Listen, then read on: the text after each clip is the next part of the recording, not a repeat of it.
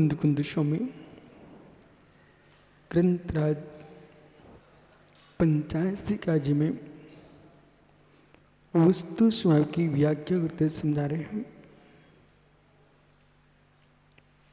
जीव द्रव्य योग से प्रगति प्रदेश बंध को प्राप्त होता है। कसाय से स्थिति अनुभाग बंध को प्राप्त होता है।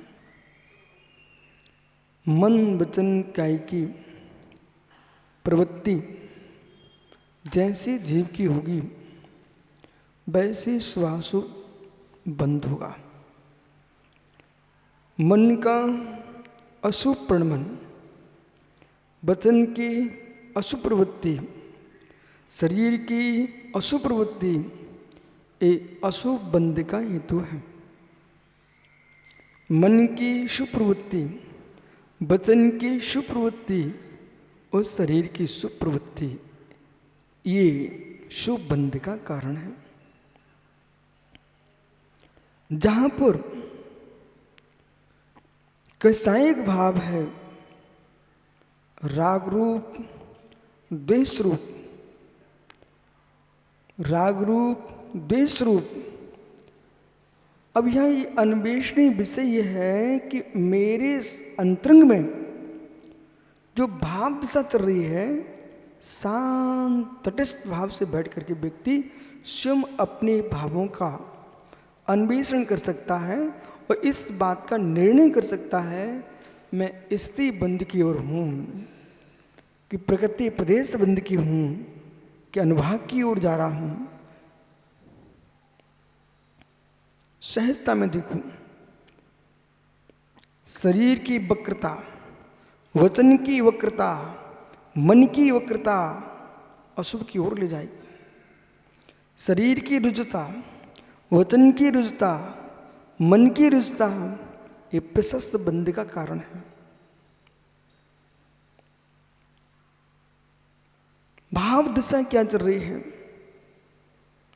शांत बैठे थे, किसी ने कुछ कहा नहीं, अब ब्रह्म भाव आ रहे हैं,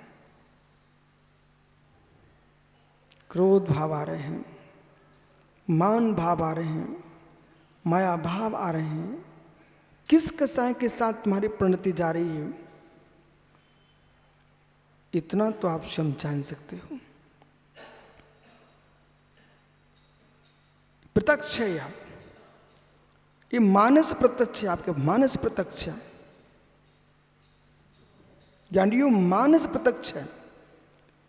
अब मानस प्रत्यक्ष जब तुमको दिख ही रहा है, अष्ट सहस्री में आचार्य विद्यानंद स्वामी ने एक विषय कहा, जो वस्तु प्रत्यक्ष है उसके लिए अनुमान की क्या आवश्यकता, जो वस्तु प्रत्यक्ष है उसके लिए साधन की क्या आवश्यकता।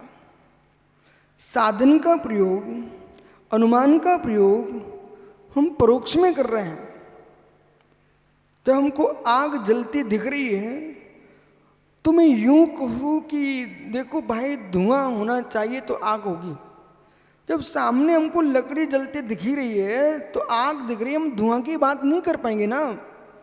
धुआं की बात जब करना चाहिए कि आंखों से अग्नि दिख रही है। जब आंखों से अग्नि नहीं दिख रही है और हमको धूम दिख रहा है, फिर मैं कहूंगा भाई धूम है, अग्नि होना चाहिए। ओहो, सामने सामने व्यक्ति हिंसा, झूठ, कुशील, चोरी, परिग्रह में लिप्त है। अब तुमको भी पापी होना चाहिए। इसमें क्या पापी होना चाहिए, तो पापी है ही।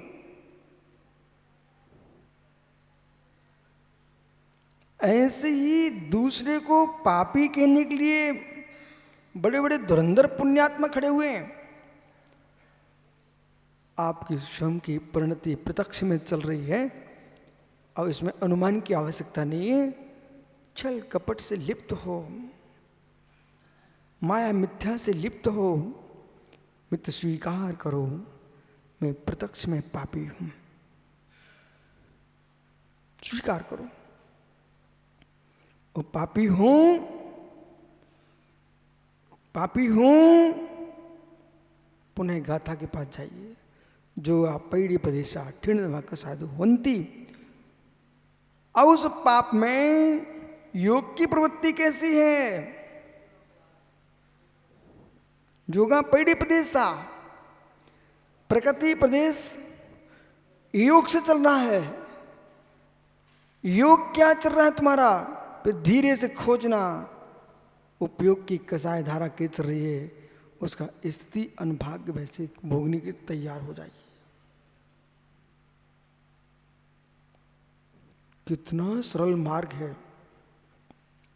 किसी अपराधी को पुलिस थाने में पकड़ा गया, जेल में डाला गया, वहाँ तो न्यायाधीश वकील आदि की वकालत चलेगी, भाई इसको कौन सा दंड देना चाहिए। अब मित्र आपको मैं वहीं वकालत के पास ले जा रहा हूँ। यानी तीव्र मंत्र ज्ञाता ज्ञात भावाधिकरण वीर विशेष तद विशेषा। क्या अरिजीत सागर जी आपको मालूम नहीं चलता मेरी भाव दशा तीव्र है कि मंद है कि मध्यम है, उत्कृष्ट है, जघन्य है कि जघन्य उत्कृष्ट है? सुनिए सब ध्यान से, इन विषयों को जानना बहुत जरूरी है। उत्कृष्ट है, जघन्य है कि जघन्योत्कृष्ट है, यानी मध्यम। एक व्यक्ति भोजन करता है, भूख मिटाने के लिए भोजन सभी करते हैं। एक सहज क्षुधा वेदना हुई, शुद्ध प्राशुक भोजन सरलता से मिल गया, ले लिया, ठीक है। एक व्यक्ति को भूख लगी, कह रहा ये चाहिए, देखो विषय बदला, ये चाहिए, तो आनंद आ जाएगा, मजा आ जाएगा। हे मित्र, मजा कह रहा है। क्या ये भावों की दशा मालूम नहीं चलती आपको? चलती है ना? बस फिर इसमें भाव दशा नहीं, फिर इसमें एक व्यक्ति मनोज भैया मोबाइल लगाता है, उसके सामने कोई खड़ा नहीं है। जब वो मोबाइल पर बात करता है, दूर से देखना, मुख भी मटकता है, हाथ भी हिलाता है। जब गुस्सा करता ना तो जमीन पे हाथ भी पटकता है कोई नहीं सामने। एक युवा एक जगह मोबाइल लगा रहा था और इतनी जोर से चिल्ला रहा था, मैंने कि झगड़ा कहां पर हो गया? देखा कोई था ही नहीं वहां पर, वो तो मोबाइल पर झगड़ रहा था। जब आप हाथ भी हिला रहे हो, वचन भी बोल रहे हो, मन भी कलुषित है, मित्र लगा लीजिए, मित्र लगा लीजिए। योग भी कालुष्यमान है, योग भी कालुष्यमान है, वो कसाय की तीव्रता है, बंद तुम्हारा अशुभ ही होगा। गुरुजी मंदिर में बैठे थे तब तो ठीक हो जाएगा, नहीं हो पाएगा। अब ये मंदिर की दीवारें काम में नहीं आएंगी, यहाँ तो योग और उपयोग की धारा की व्याख्या है। योग उपयोग की धारा की व्याख्या है। कितना सरल विषय है, लोग कठिन कहते हैं। अब चलिए, ज्ञान के क्षेत्र में आपने योग की उपयोग की विपरीतता की है तो ज्ञानवाणी कर्म का बंध होगा। दर्शन के क्षेत्र में क्यों दर्शनवाणी होगा, यानी वीर के क्षेत्र तो आपको अंतराय का होगा, मोहित हो तो मोहिनी का होगा, वेदन में कर तो वेदनी का होगा, गोत्र संबंधी का तो गोत्र का होगा। जिस कर्म के निमित्त से तो ज्ञानवणी, दर्शन, वेदनी, मोहिनी, और नाम, गोत्र, अंतराय, 8 कर्म के जो जो निमित्त होंगे और जैसा जैसा तुम भाव करोगे वैसा बंध होगा। यहां पर देव को, गुरु को, शास्त्र को, तीनों को भिन्न करके रख दिया है। इनमें उपयोग होगा प्रशस्त, तो प्रशस्त बंद करोगे। इनमें भी उपयोग होगा अप्रशस्त, तो अप्रशस्त बंद करोगे। मतलब या देव सा गुरु तुम्हारे बंद मोक्ष के कारण नहीं है, आपका उपयोग की धारा बंद मोक्ष का कारण है। कुंद कुंद देव से प्रश्न किया समय सार जी में कि स्वामी और आप क्या कहना चाहते हो, तो उन्होंने बड़ी छोटी सी बात कह दी और छोटी सी बात को पूरा समय सा लिख दिया और पूरा बंद सास लिख दिया। जीवे जीवेवा संप समम जत्तु जुत्तो तथी बंद मोखो हवदी समासणी डिठो।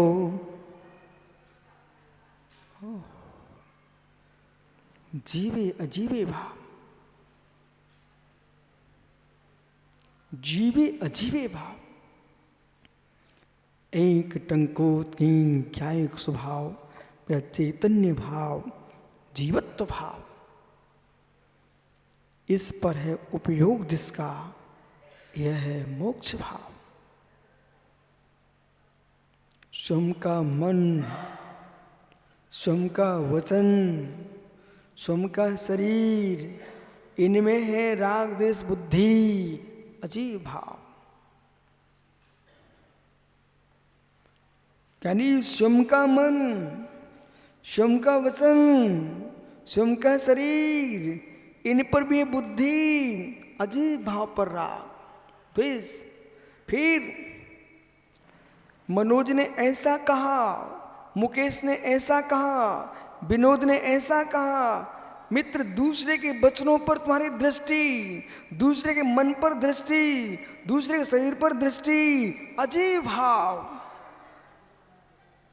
भवन की सुंदरता, महलों की सुंदरता, मित्र शरीर की सुंदरता, अजीब भाव पर दृष्टि, बंद भाव। करो निर्णय स्वयं का, 24 घंटे का ही निर्णय कर लीजिए। जब तक से तुम संसार में भटक रहे हो तब से क्या, आप तो आज के ही 24 घंटे का निर्णय कर लीजिए।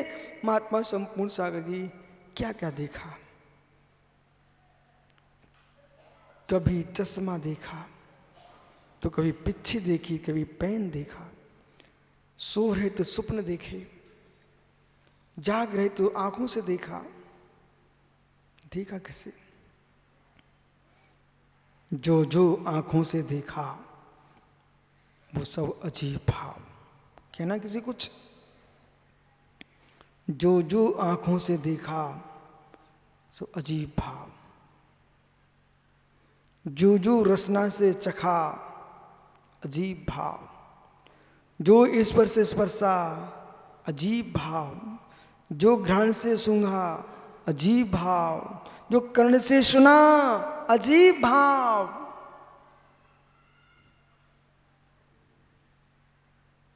इंद्रियों ने जीव को जाना ही नहीं। कोई आप लोग कुछ बोलते ही नहीं हो। इंद्रियों ने किसी भी चैतन्य को, जीव भाव को जाना ही नहीं। जीव को जानने की योग्यता मात्र ज्ञान को है, इंद्रियों को नहीं है। ये जीव जी रहा है गुरुजी, ये तो जानता हूं। अरे जीव जी रहा है वो भी तुम नाड़ी पकड़ करके द्रव प्राणों को ही जानते हो, अजीब को ही जानते हो। बोले वैद्य तो बताता है जी रहा है, मर गया। अरे वैद्य जिसे जान रहा है और जिसे बता रहा है वह श्वास आदि की गति को देख के बता रहा है, नाड़ी देख के बता रहा है, द्रव्य प्राणों को संयोग वियोग की बात कर रहा है। उसने चैतन्य को कहां जाना? चैतन्य को जानने के लिए, चैतन्य को जानने के लिए चित्त की आवश्यकता है, अचित की आवश्यकता नहीं है।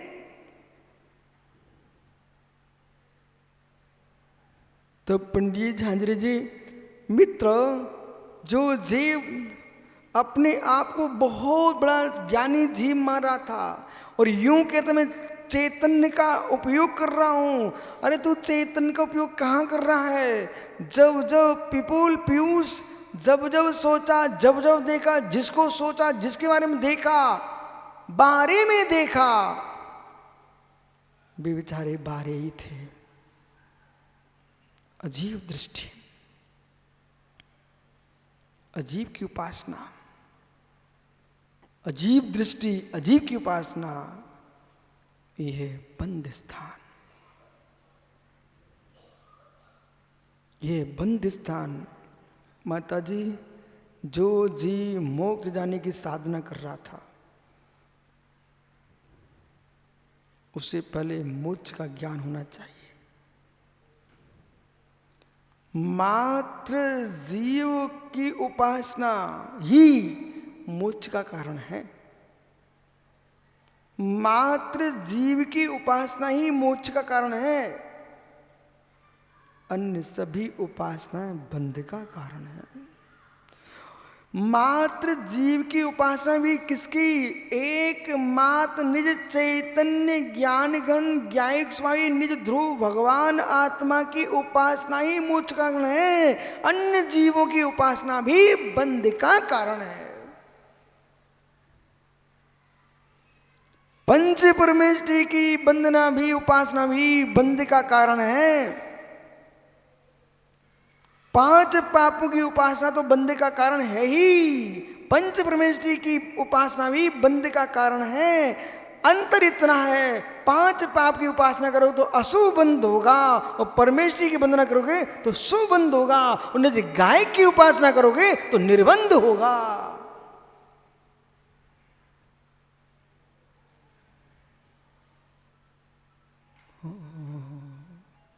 बहुत कठिन है ज्ञानी, बहुत कठिन है।